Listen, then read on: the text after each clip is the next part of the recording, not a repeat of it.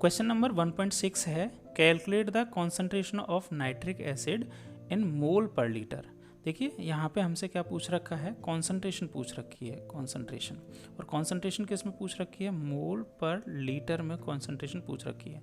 मोल per litre को हम बोलते हैं मोलैरिटी, है ना। मोलैरिटी, मोल पर लीटर बोलें या फिर क्या बोल सकते हो हम, मोलैरिटी बोल सकते हैं। तो यहाँ तक इतना समझ में आया, ठीक है। विच हैज़ डेंसिटी 1.45 ग्राम पर ml। तो नाइट्रिक एसिड सॉल्यूशन जो है उसकी डेंसिटी जो है, density of HNO3 nitric acid solution, nitric acid solution की डेंसिटी है 1.41 ग्राम पर ml। यहाँ तक ठीक है, ओके। और and the mass percent of nitric acid is in it being 69%, ठीक है। मास परसेंटेज इसमें दे रखा है क्वेश्चन में, मास percent of HNO3 solution is 69%, ठीक है। 69% इसका मतलब क्या हुआ, मास परसेंट 69 का, इट मीन्स कि ऐसा बोल सकते हैं हम कि 69% का मतलब है 69 ग्राम जो है वो HNO3 सॉल्यूट है और रिमेनिंग इसमें क्या होगा, वाटर होगा। तो हम ऐसा बोल सकते हैं कि 69 ग्राम HNO3 is present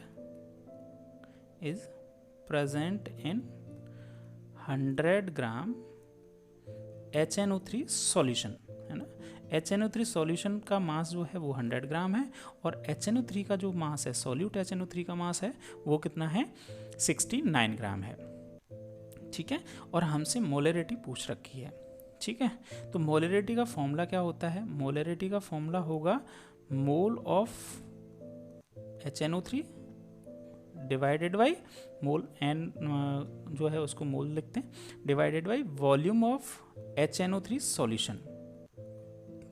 और HNO3 सॉल्यूशन की जो होगी वो किस में लिखेंगे, हम लीटर में लिखेंगे, ठीक है। चलिए, तो यहाँ तक हो गया।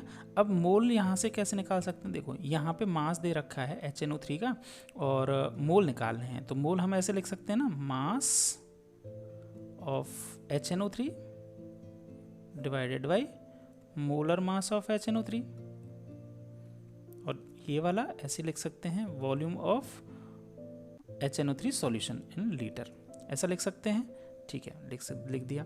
अब इसके बाद में मोलैरिटी हमें निकालनी है, तो मोलैरिटी निकालने के लिए आपको HNO3 का मॉलिक्यूलर मास की रिक्वायरमेंट होगी। तो मॉलिक्यूलर मास कैलकुलेट कर सकते हैं HNO3 का, 1 + 14 + 48, इसको जब कैलकुलेट करेंगे तो ये आएगा 63।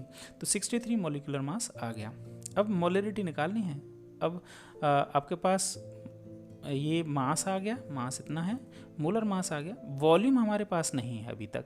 हमारे पास क्या है, मास ऑफ सॉल्यूशन है, मास ऑफ सॉल्यूशन तो है लेकिन हमारे पास वॉल्यूम नहीं है। तो यहाँ से हम वॉल्यूम निकाल लें, volume of HNO3 solution. HNO3 solution का वॉल्यूम कैसे निकाल सकते हैं, देखो HNO3 सॉल्यूशन का मास है और HNO3 सॉल्यूशन की हमारे पास डेंसिटी है, दोनों चीज़ें हैं यहाँ पे। तो डेंसिटी जो होती है D = m/v होती है, ठीक है। तो वॉल्यूम इक्वल टू क्या हो जाएगा, मास डिवाइडेड बाय डेंसिटी, ये आ जाएगा। तो मास हमारे पास 100 ग्राम सॉल्यूशन का और डेंसिटी हमारे पास है 1.41 ग्राम पर ml, ये आ जाएगा। तो इसको जब कैलकुलेट करेंगे हम तो ये आता है हमारे पास 70.92 ml, 72.9 ml। अब इसको हम अगर लीटर में कन्वर्ट करेंगे तो -3 लीटर इतना लिख सकते हैं। अब हमारे पास वॉल्यूम आ गया है सॉल्यूशन का, वॉल्यूम सॉल्यूशन का आ गया है, हमारे पास मॉलिक्यूलर मास है और हमारे पास HNO3 का मास है। तो हम सभी वैल्यूज़ को हम पुट कर देते हैं। देखो मास ऑफ HNO3 कितना है, 69 ग्राम, 69 ग्राम डिवाइडेड बाई ये जो मॉलिक्यूलर मास है वो है 63 मल्टीप्लाई बाई 70.92 × 10⁻³ ये आ जाएगा। और जब इसको पूरे को कैलकुलेट आप करते हैं तो कैलकुलेट करने पे ये आएगा 15.44 मोलर। तो ये हमारा आंसर आ जाएगा।